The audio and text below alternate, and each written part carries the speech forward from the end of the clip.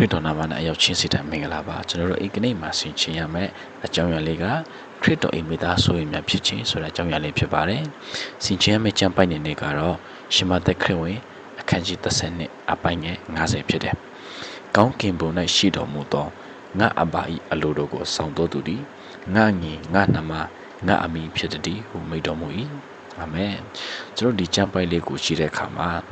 အမှန်တကယ်တော့ဒီဟာကဒီရှမသက်စနစ်46ကနေ50အထိကကျွန်တော်တို့ဒီသူရဲ့ context တစ်ခုနဲ့ကျွန်တော်တို့တွေ့ရမှာဖြစ်တယ်။သခင်ခရစ်တော်ကပရိသတ်တွေကိုဟောကြားနေတဲ့အခါမှာသူ့ရဲ့အမိနဲ့သူ့ရဲ့ညီကိုတွေကလာပြီးတော့မှနှုတ်ဆက်ဖို့ရတွေ့လာတယ်။အဲ့ဒါကိုပရိသတ်တွေထက်ကလူတယောက်ကတပည့်တော်တွေထက်ကလူတယောက်ကမြင်တဲ့အခါမှာတခင်ကိုတို့ကိုနှုတ်ဆက်ဖို့ရအတွက်ကိုတို့ရဲ့အမိနဲ့ကိုတို့ညီကိုတွေကလာကြတာဖြစ်တယ်ဆိုပြီးတော့မှအကြောင်းကြားတဲ့အခါမှာ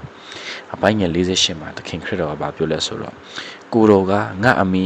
ငါညီကအဘေသူနီဟုမေးတော်မူ၏ဒါဆိုတခင်ခရစ်တော်ကပြန်မေးတယ်ငါရဲ့မိခင်နေငါရဲ့ညီကိုတွေကဘသူတွေလဲဆိုပြီးပြန်မေးတာဖြစ်တယ်ဒီညကိုကြည့်တဲ့အခါမှာလောကကြီးမှာရှိတဲ့ဒီအသွေးသားအဖြစ်ကျွန်တော်တိဆောက်ထားတဲ့မိသားစုညီကိုတွေကိုခရစ်တော်ကပြောချင်တာမဟုတ်ဘူးဒါဆိုတခင်ခရစ်တော်ရဲ့တကယ့်ညီကိုတွေတကယ့်မိခင်တကယ့်ဒီညီမတွေနှမတွေကဘသူတွေလဲဘလို့လူတွေကသခင်ခရစ်တော်ရဲ့မိသားစုဝင်ဖြစ်ခွင့်ရမှာလဲဆိုတော့ကျွန်တော်ကြည့်တဲ့အခါမှာအခုနဖတ်ကြားသွားတဲ့အပိုင်းငယ်50ထဲမှာကျွန်တော်တွေ့ရတာဖြစ်တယ်။ကောင်းကင်ဘုံ၌ရှိတော်မူသောငါအဘ၏အလိုကိုဆောင်တော်သူသည်ဒီမှာကျွန်တော်ကြည့်တဲ့အခါမှာကောင်းကင်ဘုံမှာရှိတဲ့သူ့ဘာရဲ့အလိုကိုဆောင်တော်သူကောင်းကင်ဘုံမှာရှိတဲ့ဘုရားသခင်ရဲ့အလိုတော်ကိုဆောင်တော်သူတာလေသူ့ရဲ့ညီသူ့ရဲ့နှမသူ့ရဲ့အမိဖြစ်တယ်ဆိုပြီးတော့မှကျွန်တော်ဒီမှာသခင်ခရစ်တော်ကိုယ်တိုင်ကဖော်ပြထားတာဖြစ်တယ်။ဒါဆိုအဲ့ဒီအလိုကပါလေကောင်းကင်ဘုံမှာရှိတဲ့ဘုရားသခင်လိုချင်တဲ့အရာကပါလေကောင်းကင်ဘုံမှာရှိတဲ့သခင်ဘုရားသခင်ရဲ့အလိုတော်ကပါလေဆိုတော့ကျွန်တော်ကြည့်တဲ့အခါမှာသခင်ခရစ်တော်ကိုယုံကြည်ဖို့ရအတွက်တာဖြစ်တယ်။သူ့ကိုဆေလို့တော့သူ့ကိုယုံကြည်ဖို့ရအတွက်ဖြစ်တယ်။သူ့ကိုဆေလို့တော့သူ့ကိုကျွန်တော်ကယုံကြည်ဖို့ရအတွက်ဖြစ်တယ်။သူဆေလို့တော့သူ့ကိုယုံကြည်ဖို့ရအတွက်ဖြစ်တယ်။ဒါဆိုအဲ့ဘုရားသခင်ဆေလို့တာကဘာတူလဲ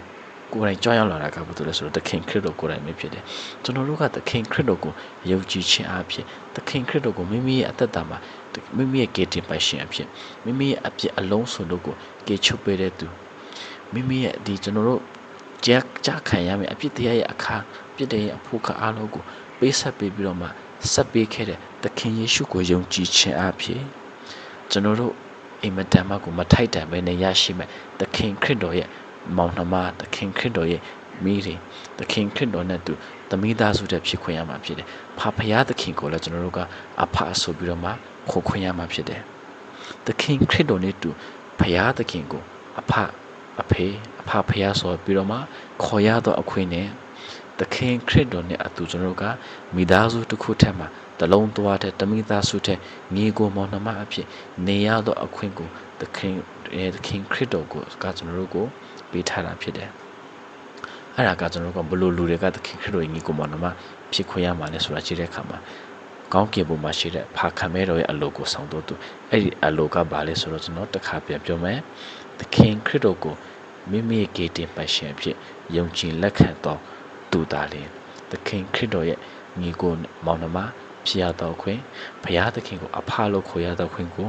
ရရှိမှာဖြစ်တယ်ဆိုပြီးတော့မှခေါ်အပေးဝင်ခါချင်တာဖြစ်ပါတယ်။အဲဒါကြောင့်ကျွန်တော်တို့မထိုက်တန်မဲနဲ့ရထားတဲ့ဒီခရစ်တော်နဲ့အတူမိသားစုဖြစ်ရတော့ခွင့်သခင်ခရစ်တော်နဲ့တလုံးတရားတလုံးသွားတဲ့ဖြစ်ရတော့အခွင့်ကို